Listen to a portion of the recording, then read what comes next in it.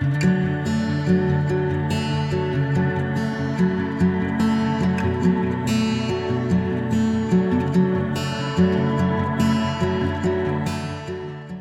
name is Hennen. I'm director of the Chicago Peregrine Program with the Field Museum.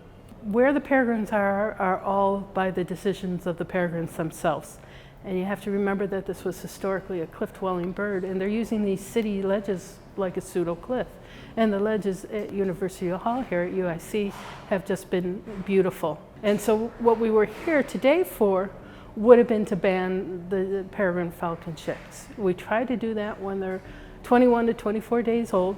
At that point, they're physically as big as they're going to get, but they don't have their flight feathers yet. They're just starting to emerge. So you have this nice white downy chick with a little brown at the end. The issue today and why we didn't ban is the defense of young ones, since they can't fly at you the way the adult would be to either back away from you or to flop on their back and try to grab you with their talons, which are razor sharp. The female is unbanded, and it has been for a number of years. You can look at plumage year to year and sort of go by that, but that's not the most reliable thing. Behavior will help cue it in, and this is a very defensive female, and she comes right in and right at the window.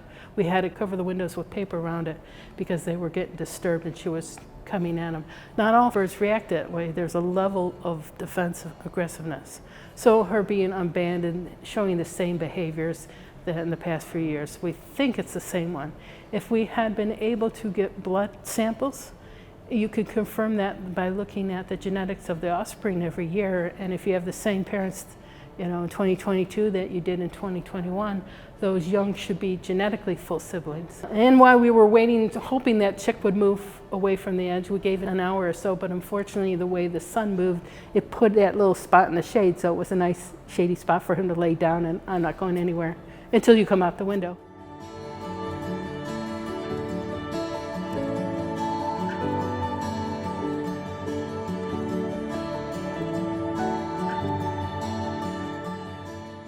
I grew up in the city suburbs and think, there's no wildlife in the city. There's a lot of wildlife in the city.